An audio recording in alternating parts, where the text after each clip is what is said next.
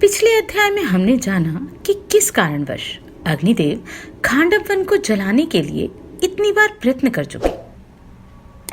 उनका यह प्रयत्न क्या सफल हुआ और इस प्रयत्न के सफल होने पर कौन कौन इस अग्नि में जलकर भस्म हुआ, जानते हैं इस अध्याय में। नमस्कार, मैं आभा शर्मा जावास। यदि आपको मेरा ये प्रयत्न सराहनीय लगा हो तो मुझे सब्सक्राइब करके प्रोत्साहित करें। वैशंपायन जी कहते हैं, जन्मेजय, अपनी असफलता से अग्निदेव को बड़ी निराशा हुई। वे सदा ग्लानि में डूबे रहने लगे और कुपित हो पितामह ब्रह्मा जी के पास गए। वहां उन्होंने ब्रह्मा जी से सब बातें यथोचित रीति से कह सुनाई। तब भगवान ब्रह्मा जी 2 घड़ी तक विचार करके उनसे इस प्रकार बोले, अनघ, तुम जिस प्रकार खांडव वन को जलाओगे वह उपाय तो मुझे सूझ गया है, किंतु उसके लिए तुम्हें कुछ समय तक प्रतीक्षा करनी पड़ेगी। अनल, इसके बाद तुम खांडव वन को जला सकोगे। हव्यवाहन, उस समय नर और नारायण तुम्हारे सहायक होंगे। उन दोनों के साथ रहकर तुम उस वन को जला सकोगे। तब अग्निदेव ने ब्रह्मा जी से कहा, अच्छा, ऐसा ही सही। तदनंतर दीर्घकाल के पश्चात नर नारायण ऋषियों के अवतीर्ण होने की बात जानकर अग्निदेव को ब्रह्मा जी की बात का स्मरण हुआ। राजन, तब वे पुनः ब्रह्मा जी के पास गए। उस समय ब्रह्मा जी ने कहा, अनल, अब जिस प्रकार तुम इंद्र के देखते देखते अभी खांडव वन जला सकोगे वह उपाय सुनो। विभावसो, आदिदेव नर और नारायण मुनि इस समय देवताओं का कार्य सिद्ध करने के लिए मनुष्यलोक में अवतीर्ण हुए हैं। वहां के लोग उन्हें अर्जुन और वासुदेव के नाम से जानते हैं। वे दोनों इस समय खांडव वन के पास ही एक साथ बैठे हैं। उन दोनों से तुम खांडव वन जलाने के लिए सहायता की याचना करो।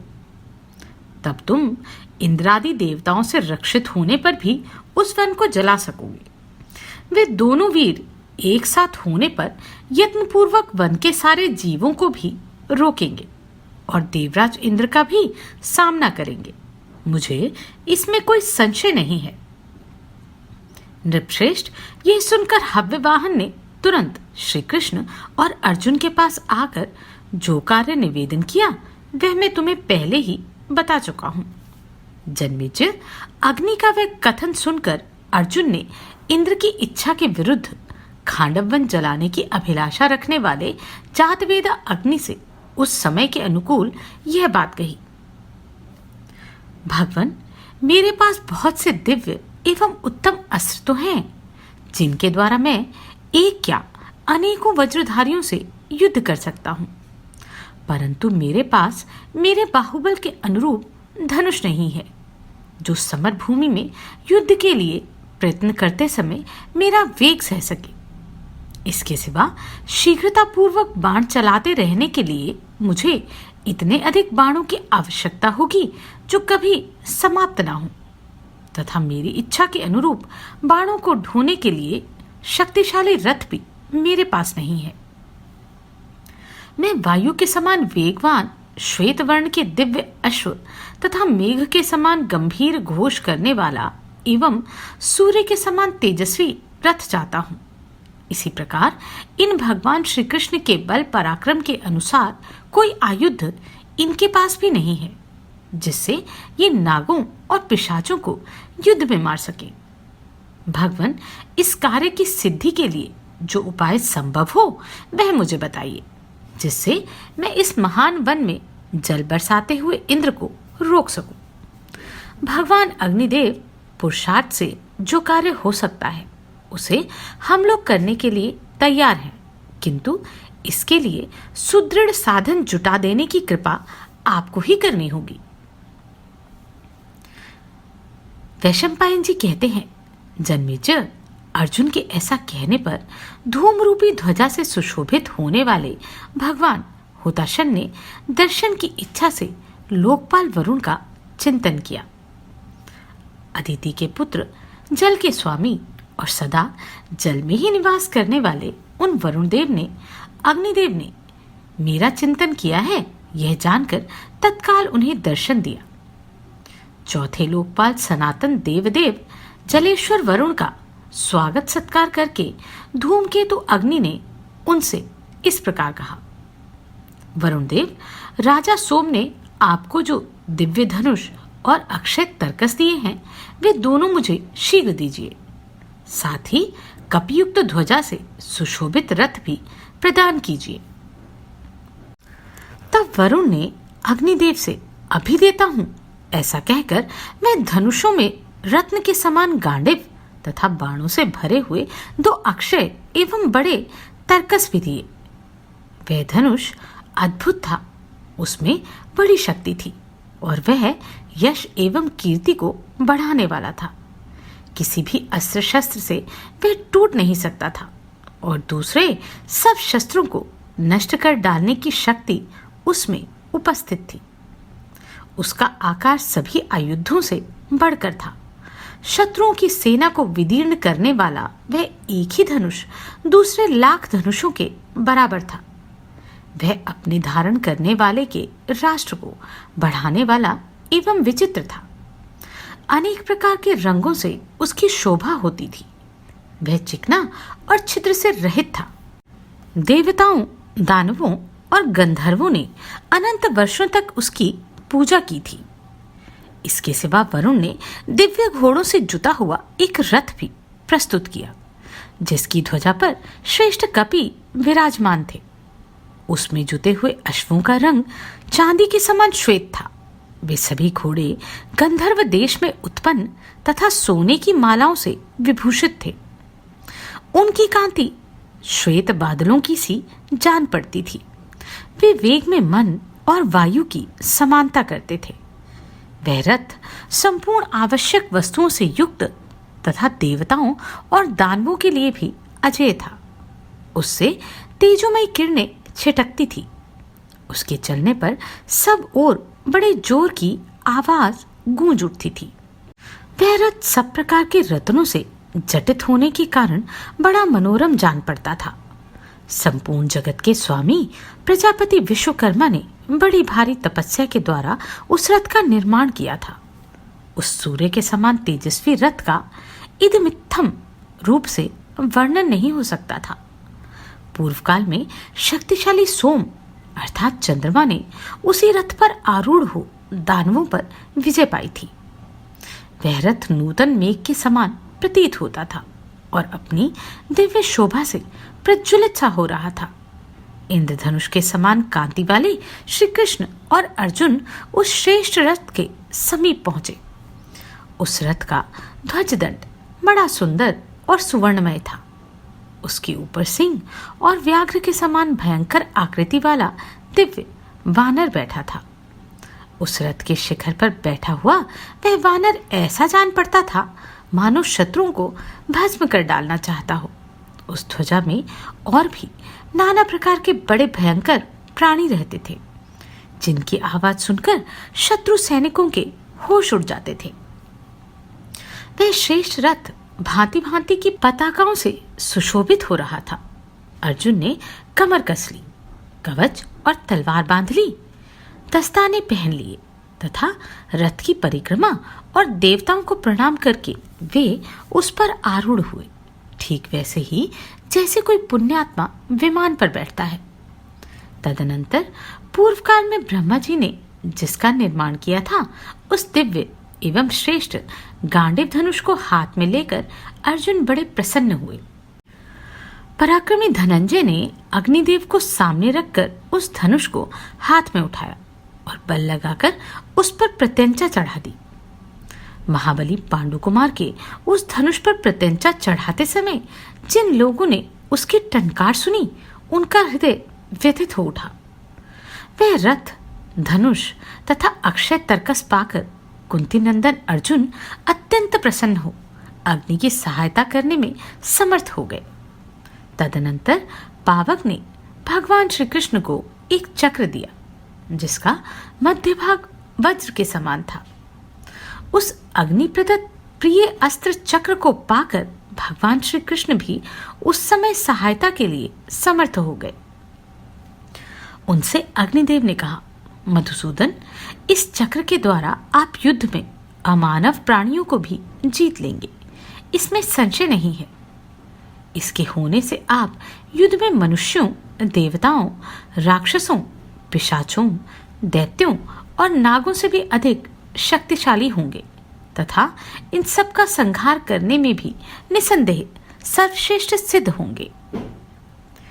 माधव, युद्ध में आप जब जब इसे शत्रुओं पर चलाएंगे तब तब यह उन्हें मारकर स्वयं किसी अस्त्र से प्रतिहत न होकर पुनः आपके हाथ में लौट आएगा। तत्पश्चात भगवान वरुण ने भी बिजली के समान कड़कड़ाहट पैदा करने वाली कौमुदकी नामक गदा भगवान को भेंट की, जो दैत्यों का विनाश करने वाली और भयंकर थी। इसके बाद अस्त्र विद्या के ज्ञाता एवं शस्त्र संपन्न अर्जुन और श्री कृष्ण ने प्रसन्न होकर अग्निदेव से कहा, भगवान, अब हम दोनों रथ और ध्वजा से युक्त हो संपूर्ण देवताओं तथा असुरों से भी युद्ध करने में समर्थ हो गए हैं।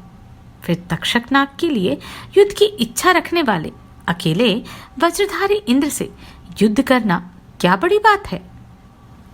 अर्जुन बोले, अग्निदेव, सबकी इंद्रियों के प्रेरक ये महापराक्रमी जनार्दन जब हाथ में चक्र लेकर युद्ध में विचरेंगे, उस समय त्रिलोकी में ऐसी कोई भी वस्तु नहीं है जिसे ये चक्र के प्रहार से भस्म न कर सके। पावक, मैं भी यह गांडीव धनुष और ये दोनों बड़े बड़े अक्षय तरकस लेकर संपूर्ण लोगों को युद्ध में जीत लेने का उत्साह रखता हूँ। महाप्रभु, अब आप इस संपूर्ण वन को चारों ओर से घेकर आज ही इच्छानुसार जलाइए। हम आपकी सहायता के लिए तैयार हैं। वैशंपायन जी कहते हैं, जन्मेजय, श्री कृष्ण और अर्जुन के ऐसा कहने पर भगवान अग्नि ने तेजोमय रूप धारण करके खांडव वन को सब ओर से जलाना आरंभ किया। 7 ज्वालामयी जीवाओं वाले अग्निदेव खांडव वन को सब ओर से घेर कर महाप्रलय का सा दृश्य उपस्थित करते हुए जलाने लगे। भरत श्रेष्ठ उस वन को चारों ओर से अपनी लपटों में लपेटकर और उसके भीतरी भाग में भी व्याप्त होकर अग्निदेव मेघ की गर्जना के समान गंभीर घोष करते हुए समस्त प्राणियों को कंपाने लगे। भारत उस जलते हुए खांडव वन का स्वरूप ऐसा जान पड़ता था मानो सूर्य की किरणों से व्याप्त पर्वतराज मेरु का संपूर्ण कलेवर उद्वित हो उठा हो। जन्मेजय, वे दोनों रथियों में श्रेष्ठ वीर 2 रथों पर बैठकर खांडव वन के दोनों ओर खड़े हो गए और सब दिशाओं में घूम घूम कर प्राणियों का महान संहार करने लगे।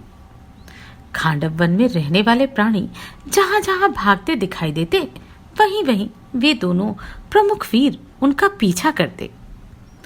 खांडव वन के प्राणियों को शीघ्रता पूर्वक सब ओर दौड़ाने वाले उन दोनों महारथियों का छिद्र नहीं दिखाई देता था जिससे वे भाग सके। रथियों में श्रेष्ठ वे दोनों रथारूढ़ वीर अलात चक्र की भांति सब ओर घूमते हुए दिख पड़ते थे। जब खांडव वन में आग फैल गई और वह अच्छी तरह से जलने लगा, उस समय लाखों प्राणी भयानक चित्कार करते हुए चारों ओर उछलने कूदने लगे। बहुत से प्राणियों के शरीर का एक हिस्सा जल गया था, बहुतेरे आंच में झुलस गए थे, कितनों की आंखें फूट गई थी और कितनों के शरीर फट गए थे। ऐसी अवस्था में भी सब भाग रहे थे। कोई अपने पुत्रों को छाती से चिपकाए हुए थे, कुछ प्राणी अपने पिता और भाइयों से सटे हुए थे। वे स्नेहवश एक दूसरे को छोड़ ना सके और वहीं काल के गाल में समा गए।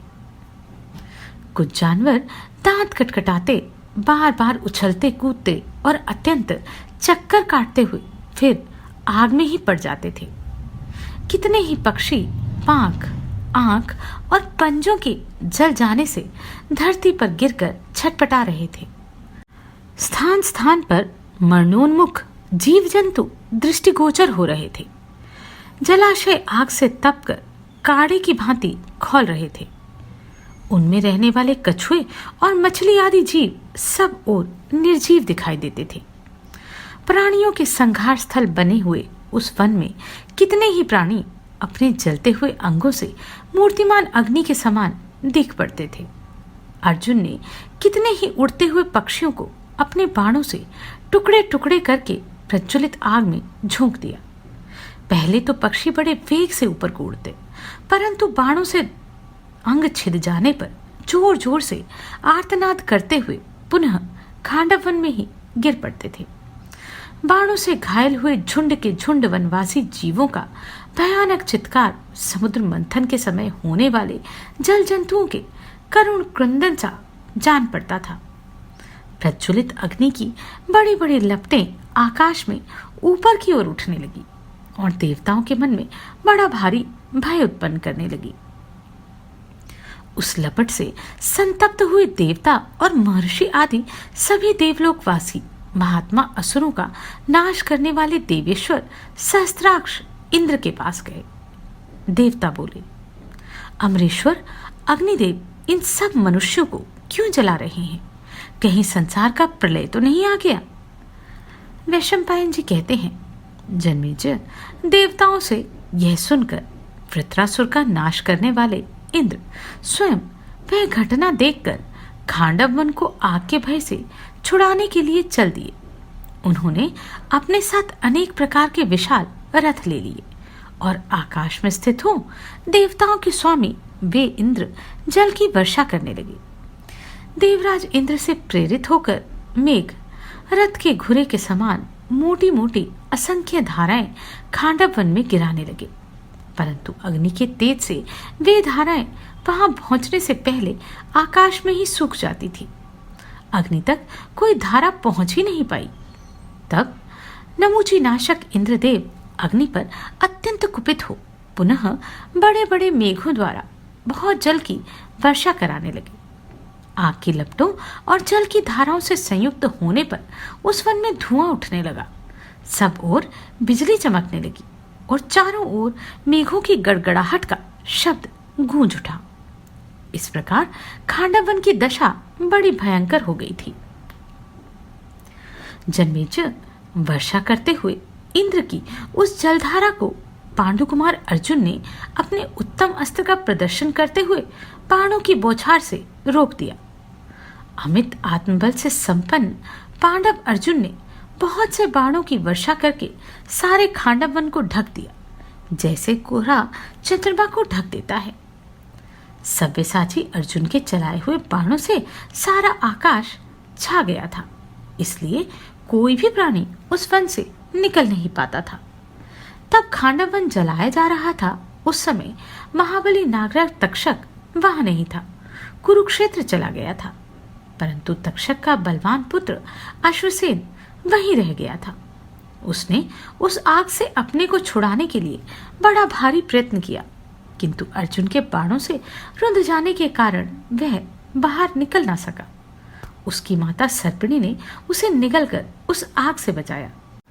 उसने पहले उसका मस्तक निगल लिया, फिर धीरे धीरे पूंछ तक का भाग निगल गई। निगलते निगलते ही उस नागिन ने पुत्र को बचाने के लिए आकाश में उड़कर निकल भागने की चेष्टा की, परंतु पांडुकुमार अर्जुन ने मोटी धार वाले तीखे बाण से उस भागती हुई सर्पिणी का मस्तक काट दिया। शचीपति इंद्र ने उसकी वह अवस्था अपनी आंखों से देखी। तब उसे छुड़ाने की इच्छा से वज्रधारी इंद्र ने आंधी और वर्षा चलाकर पांडुकुमार अर्जुन को उस समय मोहित कर दिया। इतने में ही तक्षक का पुत्र अश्वसेन उस संकट से मुक्त हो गया। तब उस भयानक माया को देखकर नाग से ठगे गए पांडुपुत्र अर्जुन ने आकाश में उड़ने वाले प्राणियों के 2-2, 3-3 टुकड़े कर दिए। फिर क्रोध में भरे हुए अर्जुन ने टेढ़ी चाल से चलने वाले उस नाग को शाप दिया, अरे तू आश्रयहीन हो जाएगा। अग्नि और श्री कृष्ण ने भी उसका अनुमोदन किया। तदनंतर अपने साथ की हुई वंचना को बार बार स्मरण करके क्रोध में भरे हुए अर्जुन ने शीघ्रगामी बाणों द्वारा आकाश को आच्छादित करके इंद्र के साथ युद्ध छेड़ दिया। देवराज भी अर्जुन को युद्ध में कुपित देख संपूर्ण आकाश को आच्छादित करते हुए अपने दुस्सह अस्त्र इंद्रास्त्र को प्रकट करने लगे। फिर तो बड़ी भारी आवाज के साथ प्रचंड वायु चलने लगी। उसने समस्त समुद्रों को क्षुब्ध करते हुए आकाश में स्थित हो मूसलाधार पानी बरसाने वाले मेघों को उत्पन्न कर दिया। वे भयंकर मेघ बिजली की कड़कड़ाहट के साथ धरती पर वज्र गिराने लगे।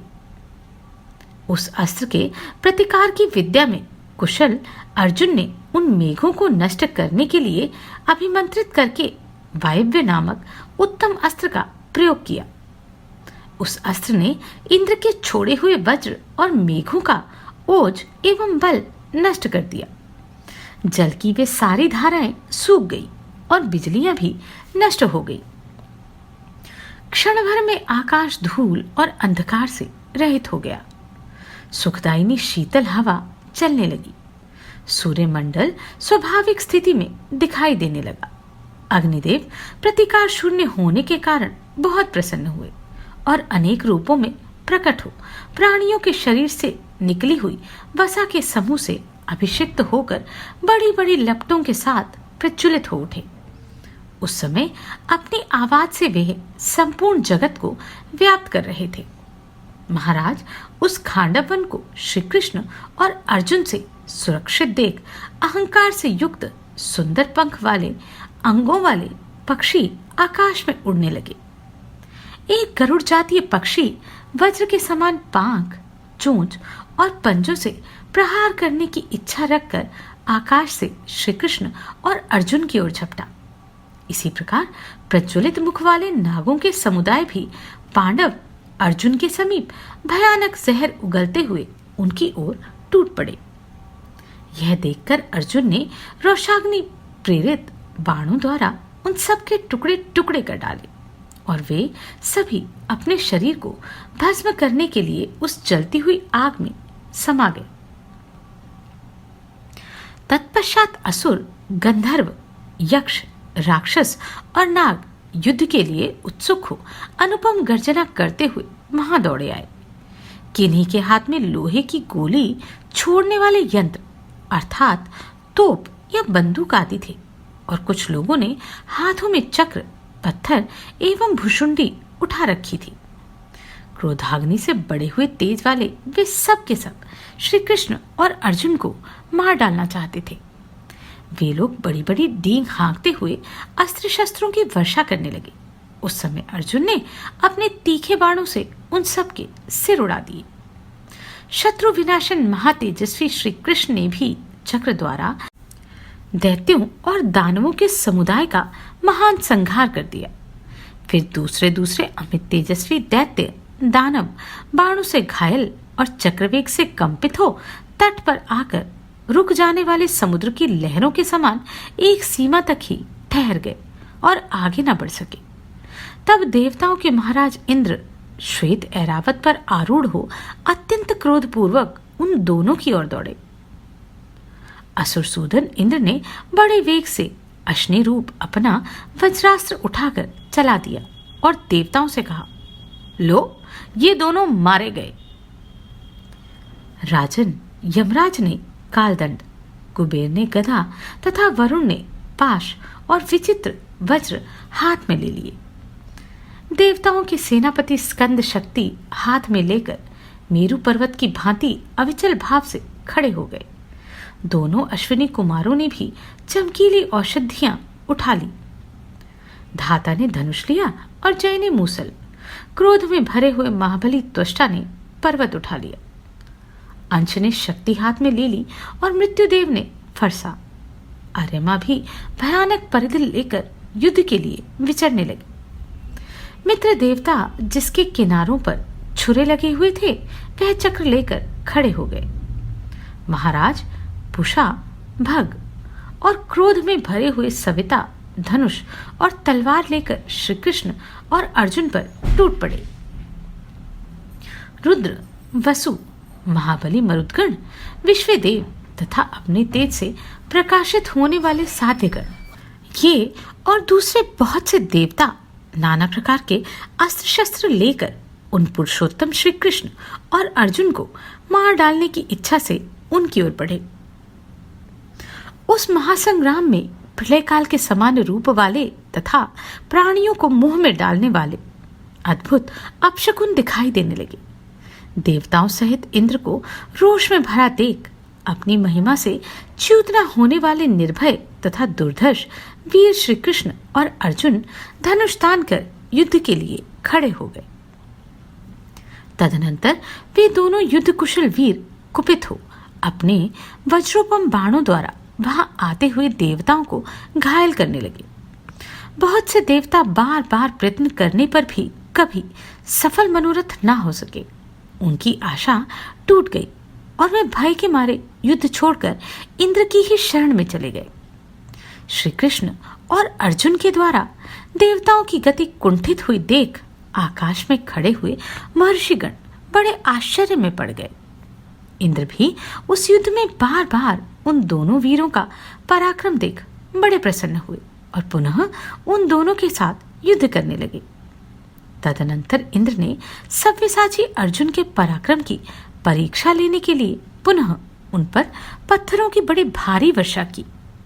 अर्जुन ने अत्यंत अमर्ष में भरकर अपने बाणों द्वारा वे सारी वर्षा नष्ट कर दी। 100 यज्ञों का अनुष्ठान करने वाले पाकशासन इंद्र ने उस पत्थरों की वर्षा को विफल हुई देख पुनः पत्थरों की बड़ी भारी वर्षा की। यह देख इंद्र कुमार अर्जुन ने अपने पिता का हर्ष बढ़ाते हुए महान वेगशाली बाणों द्वारा पत्थरों की उस वृष्टि को फिर विलीन कर दिया। इसके बाद इंद्र ने पांडुनंदन अर्जुन को मारने के लिए अपने दोनों हाथों से एक पर्वत का महान शिखर वृक्षों सहित उखाड़ लिया और उसे उनके ऊपर चलाया। यह देख अर्जुन ने प्रज्वलित नोक वाले वेगवान एवं सीधे जाने वाले बाणों द्वारा उस पर्वत शिखर को हजारों टुकड़े करके गिरा दिया। छिन्न भिन्न होकर गिरता हुआ वह पर्वत शिखर ऐसा जान पड़ता था मानो सूर्य चंद्रमा आदि ग्रह आकाश से टूटकर गिर रहे हों। वहां गिरी हुए उस महान पर्वत शिखर के द्वारा खांडव वन में निवास करने वाले बहुत से प्राणी मारे गए। इस अध्याय में खांडव वन के जलने का जो विवरण दिया गया है उससे मानो वह समय साक्षात आपकी आंखों के आगे घूम जाता हो। जलते हुए प्राणियों, पक्षियों, जानवरों और जंतुओं की वह चित्कार मानो कानों में गूंज जाती हो। खांडव वन के जलने पर क्या कोई बच पाया, और यदि बच पाया तो उसने अपना प्रतिशोध किस रूप में लिया, जानते हैं अगले अध्याय में।